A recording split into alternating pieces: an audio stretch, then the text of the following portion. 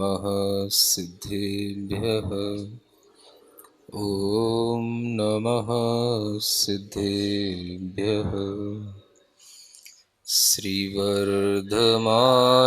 जिनदेव पदारविन्द युग्मस्थिताङ्गुलिनखांशु समूहभासि प्रद्योतते खिलसुरेन्द्रकिरीटकोटिर्भक्त्या प्रणम्य जिनदेवपदं स्तवीम्। काव्य नंबर 15, जिसमें केवल ज्ञान की स्तुति की गई है और केवल ज्ञान के उपरांत होने वाले 10 अतिशयों का वर्णन किया गया है। क्रोशं चतुःशतमिलाफलके सुवेक्ष शून्यश्च जीववद्भोक्त्युपसर्गताया विद्येश्वरः खगमनं नखकेशवृद्धि छायाविहीनमनिमेषमुखं स्कं कोशचारसौतक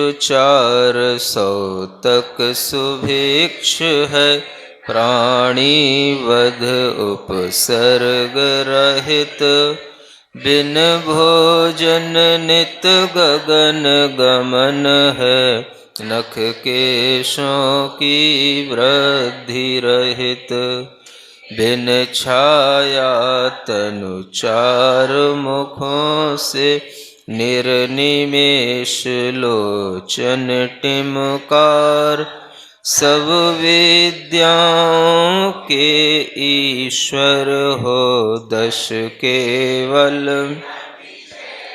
सुखकार।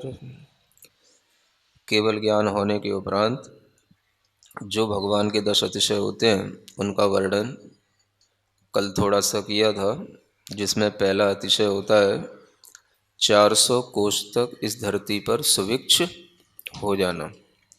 दूसरा अतिशय बताया था कहीं पर भी भगवान के आसपास योजनों तक जीववध का सद्भाव नहीं होना, यानी जीववध का अभाव होना। तीसरा होता है केवल ज्ञान होने के उपरांत भगवान भोजन नहीं करते हैं, भोजन का भी अभाव हो जाता है। यह बात भी अच्छे ढंग से जानने योग्य है कि केवली भगवान कबलाहार नहीं करते हैं।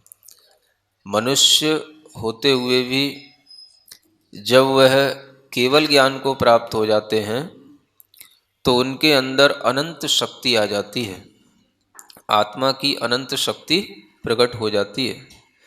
आत्मा में अनंत सुख उत्पन्न हो जाता है, अनंत ज्ञान और अनंत दर्शन का लाभ भी उनको हो जाता है।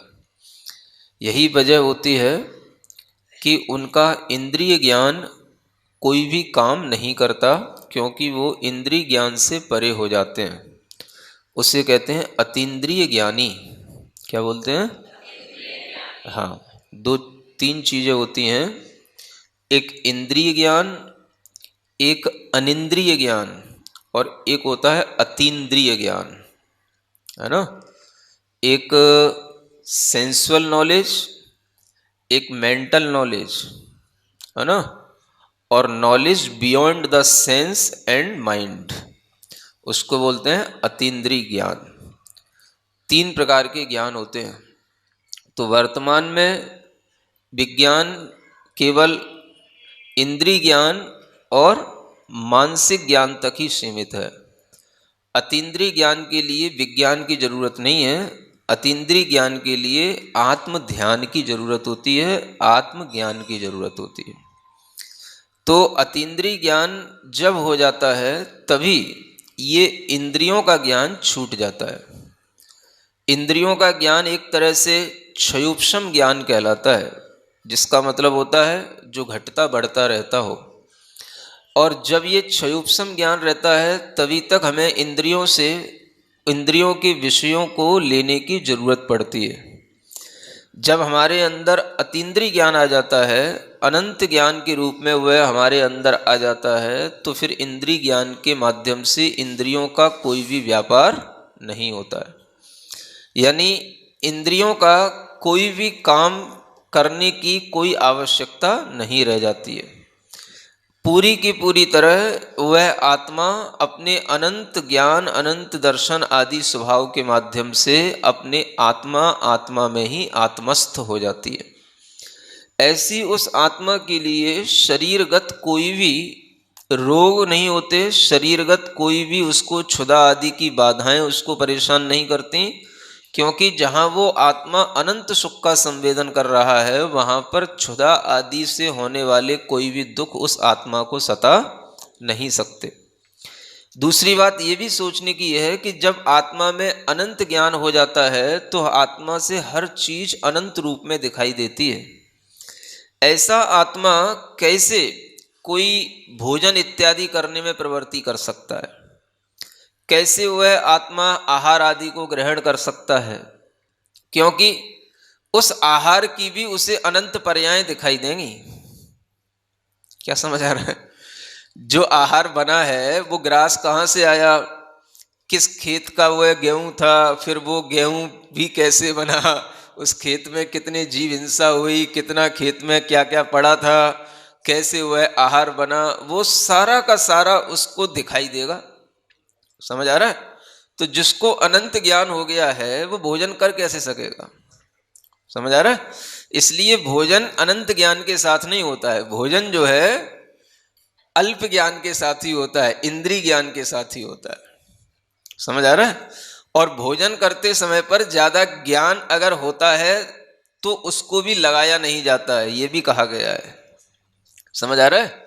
भोजन करते समय पर अवधि ज्ञान लगाने की जरूरत नहीं है कि ये भोजन कहाँ से आया है, कितनी शुद्धि है, भोजन बनाते समय ये लोगों ने, है ना, कहाँ से क्या लाया, कैसे सफाई की, कैसे शुद्धि की, कैसे इन लोगों ने भोजन बनाया, कैसे इनके हाथ पैर साफ थे कि नहीं थे, है ना। तो ये सब अगर हम मान लो अवधि ज्ञान भी हो, मने परे ज्ञान भी हो, चलो केवल ज्ञान ना सही, तो भी इन ज्ञानों का उपयोग भोजन के लिए नहीं करते हैं। मुनि महाराज जो अवधि ज्ञान के भी धारी होंगे, मने परे ज्ञान के भी धारी होंगे, वो भी जो है कभी अपना ज्ञान भोजन के विषय में ज्यादा नहीं लगाना, तभी भोजन करना बन सकता, नहीं तो भोजन हो ही नहीं सकता है। समझ आ रहा है? इसलिए जो सामने है उस पर विश्वास करके जो कहा गया है, श्रावक ने कह दिया हाँ महाराज आहार जल शुद्ध है, तो बस ठीक ही है, अब शुद्धि है। और इतना अपने को समझ में आना चाहिए कि वो कहीं मतलब जबरदस्ती कोई अपनी आंख में धूल तो नहीं झोंक रहा, बस इतना समझ में आना चाहिए, बाकी ज्यादा ज्ञान लगाने की कोई जरूरत नहीं होती है।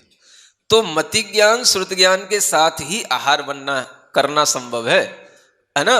अवधि ज्ञान होते हुए भी उसका उपयोग नहीं किया जाता, मने परे ज्ञान होते हुए उसका उपयोग नहीं किया जाता, और केवल ज्ञान के साथ तो वो संभव ही नहीं है।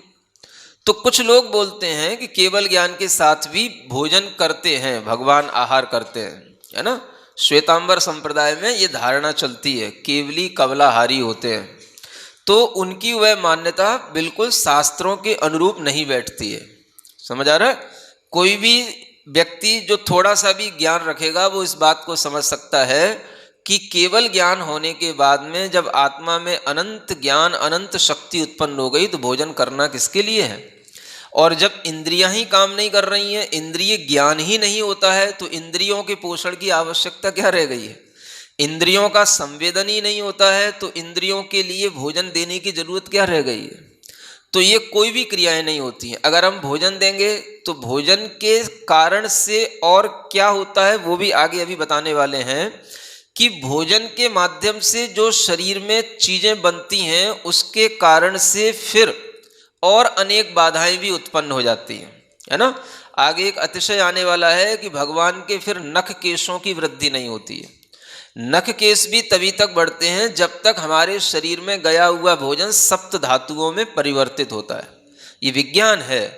तो जब सप्त धातुओं में भोजन का परिवर्तन बंद हो गया तो नख केशों की वृद्धि भी रुक जाती है। तो इससे भी स्पष्ट हो जाता है कि भगवान कवलाहार केवल यमन्ने के बाद में नहीं करते, क्योंकि उनके द्वारा किए हुए भोजन से कभी भी फिर उनके नख केश आदि की वृद्धि भी नहीं होती। ये भी एक आगे अतिशय आने वाला है। तो इस तरह से ध्यान में रखना है कि केवली भगवान को कवलाहार की कोई भी आवश्यकता नहीं पड़ती है ना। ये जो मान्यता है अन्य संप्रदाय में, ये भी जो है एक तरह से सिद्धांत विरुद्ध है, और इसको भी ध्यान में रखते हुए अपने ज्ञान को समीचीन बनाने की कोशिश करना है। तो केवली भगवान केवल ज्ञान होने के उपरांत अनंत शक्ति उनके अंदर इसलिए भी आ जाती है कि उनके अंदर जो अंतराय आदि कर्म हैं उनका नाश हो जाता है ना। उन्हें ऐसा लाभ मिलता है लाभ अंतराय कर्म का क्षय हो जाने से, कि उनके शरीर में वे पुद्गल वर्गणाएं जिनसे शरीर का स्थिर रहना होता है, शरीर का पोषण होता है, वो वर्गणाएं उन्हें निरंतर मिलती रहती हैं बिना आहार के। किस कारण से? लाभ अंतराय कर्म के क्षय हो जाने से शरीर की उन अनंत पुद्गल वर्गणाओं का लाभ उनको मिलता रहता है, इसलिए उन्हें भोजन की आवश्यकता नहीं पड़ती। इसलिए ही उनके पास में इंद्रिय प्राण भी नहीं होते हैं। समझ आ रहा है? देखो सिद्धांत से कितनी बाधाएं आती है अगर हम उनको भोजन करना मान लें। जब इंद्रिय प्राण ही नहीं होते हैं सिद्धांत की दृष्टि से, तो उनके लिए इंद्रियों का संवेदन ही नहीं है, तो इंद्रियों के लिए ही तो भोजन है। शरीर और इंद्रिय में तो होता ही, और क्या होता है? समझ आ रहा है? भोजन करोगे तो स्वाद का भी ज्ञान आएगा है? अब जब अतीन्द्रिय ज्ञान हो गया है तो स्वाद का ज्ञान कैसे आएगा? दोनों ज्ञान एक साथ रह नहीं सकते हैं, क्योंकि दोनों ज्ञान आपस में विरोधी होते हैं। समझ आ रहा है? तो अतीन्द्रिय ज्ञान होने के बाद में ये इंद्रिय ज्ञान काम ही नहीं करता। जब आपको स्पर्श का अनुभव नहीं होगा, जब आपको रसना का अनुभव नहीं होगा, किसी भी तरीके की गंध का अनुभव नहीं होगा, तो आप भोजन करोगे कैसे? है? आपको कोई दुर्गंधित भोजन दे देगा तो आपको पता ही नहीं कि भोजन दुर्गंधित है, आप सब खा लोगे, तो ये तो फिर बेहोशी वाली दशा हो गई फिर तो ये। समझ आ रहा है? तो जो लोग ये कहते हैं कि उनके अंदर अतीन्द्रिय ज्ञान तो हो गया लेकिन फिर भी भोजन करते हैं, तो उनके लिए बहुत सारे प्रश्न खड़े हो जाते हैं जिनका समाधान वो दे नहीं सकते, है ना। तो अतीन्द्रिय ज्ञान होने के बाद में न तो उन्हें मन शुद्धि वचन शुद्धि कुछ बुलवाने की जरूरत रह जाएगी, क्योंकि कर्ण इंद्रिय का ज्ञान भी उन्हें काम नहीं कर रहा है, ना उन्हें कुछ सुनना है, तो फिर कोई भी कुछ भी दे देगा, सब खा लेंगे, है? तो ये तो बहुत बुरी स्थिति हो जाएगी। क्या समझ आ रहा है? और सब कुछ खा सकेंगे और कुछ भी उन्हें शुद्धि अशुद्धि का विवेक नहीं होगा, तो ये तो फिर बहुत बुरा काम हो जाएगा कि जो एक छोटा सा साधु भी जिस संयम का पालन करता है वो भी संयम उनके अंदर नहीं रह जाएगा। समझ आ रहा है? जो विवेक इंद्रिय ज्ञान वालों के पास होता है वो अतीन्द्रिय ज्ञान वालों के पास भी वो विवेक ना दिखे, तब तो फिर विवेक का कोई मतलब ही नहीं रह जाएगा, तो बहुत सारी आपत्तियां आ जाएंगी। इसलिए जो ये कहा जाता है कि केवली कबलाहारी होते हैं, वो सिद्धांत विरुद्ध बात हो जाती है, और अतीन्द्रिय ज्ञान के साथ में ऐसा कभी भी संभव नहीं होता है। समझ आ रहा है? क्योंकि उनके पास में जब आप पढ़ेंगे कि उनके पास केवल 4 ही बल रह जाते हैं, है ना। थोड़ा द्रव्य संग्रह भी पढ़ा करो, है ना। आजकल शाम को पढ़ाना शुरू कर दिया है, जिन लोगों के मन में आए तो थोड़ा सीखने की कोशिश करना। द्रव्य संग्रह छोटा सा ग्रंथ है जिसके माध्यम से आपको द्रव्य की तत्व की जानकारी होती है। तो कल उसमें बताया था कि अरिहंत भगवान के केवल 4 ही प्राण होते हैं, उसमें उनके पास में मन बल प्राण नहीं होता और इंद्रिय प्राण भी नहीं होते हैं। तो ये सिद्धांत भी तभी घटित होगा जब उन्हें इंद्रियों के लिए कोई प्राण की आवश्यकता न हो और इंद्रियों के लिए प्राण उन्हें महसूस न हो, है ना। तो बस वचन बल है, काय बल है, आयु है, श्वासोच्छ्वास है। तो इस तरीके से 4 प्राण से उनका बचा हुआ जीवन चलता है, और उन्हें कुछ भी इसलिए आवश्यकता नहीं होती कि जो कुछ भी उन्हें प्राप्त होना होता है वो सब उन्हें कर्म के क्षयोपशम से ऐसी शक्तियां आत्मा में उपलब्ध हो जाती हैं कि शरीर के लिए खाए बिना भी काम चल जाता है और बहुत अच्छा चलता है। समझ आ रहा है? आप ये तो चलो केवल ज्ञानी हो गए, अगर आप केवल ज्ञानियों में ही इस प्रकार से आहार करने की आवश्यकता समझोगे तो आप ये देखोगे कि जो रिद्धिधारी मुनि महाराज होते हैं उनमें भी ऐसी ऐसी कुछ रिद्धियां आपको हमने पहले बताई थी यहाँ पर। नमोदित्त तवाड़म नमो तत्त तवाड़म, मतलब जितना तप करेंगे उतना ही उनके शरीर में, क्या समझ आ रहा है, और ज्यादा दीप्ति उत्पन्न होगी।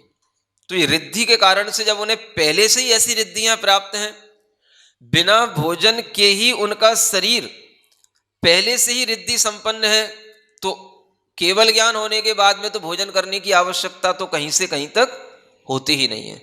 तो ये अनेक ऐसे कारण हैं जिनसे समझ में आ सकता है कि केवल ज्ञानी को कभी भी कबलाहार की कोई आवश्यकता नहीं होती, इसलिए उनके लिए भोजन का अभाव कहा गया है। उपसर्ग का भी अभाव होता है।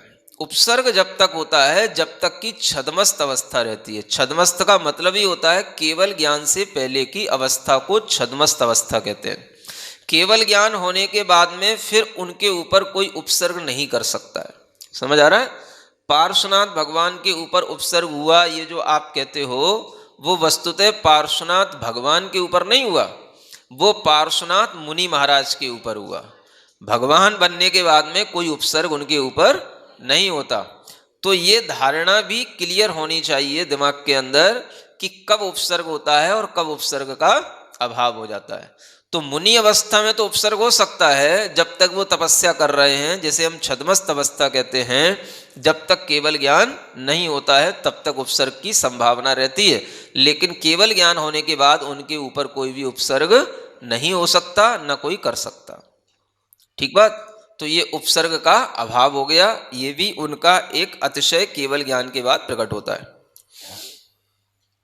सभी विद्याओं के ईश्वर, मतलब जितना भी ज्ञान है किसी भी तरीके का, वो सारा का सारा ज्ञान उनको हो चुका होता है ना। चाहे वो ज्योतिष का हो, चाहे आयुर्वेद का हो, चाहे अंक विद्या हो, चाहे गणित विद्या हो, चाहे वास्तु विद्या हो, चाहे रसायन विद्या हो, किसी भी तरीके का ज्ञान हो, चाहे सिद्धांत का हो, चाहे अध्यात्म का हो, वो सारा का सारा ज्ञान उनके ज्ञान में आ जाता है और उनकी ही वाणी से सारे के सारे ज्ञान निकलते हैं, जो द्वादशांग माने 12 अंग और 14 पूर्व के रूप में गणधरों के द्वारा लिखे जाते हैं या गणधरों के द्वारा गूंथे जाते हैं, उसके बाद में आचार्यों के द्वारा लिखे जाते हैं। ऐसा ये जो ज्ञान है वो सारा का सारा ज्ञान सभी विद्याओं के वो स्वामी होने के कारण से उनके अंदर आ जाता है। कहना चाहिए एक में सब कुछ समाहित हो जाता है। समझ आ रहा है? 50 सब्जेक्ट पढ़ने के बाद में जो 50 सब्जेक्ट का ज्ञान होगा वो ज्ञान भी कोई काम का नहीं होगा। एक केवल ज्ञान में सारे के सारे सब्जेक्ट आ जाते हैं, है ना। एक विद्या महाविद्या।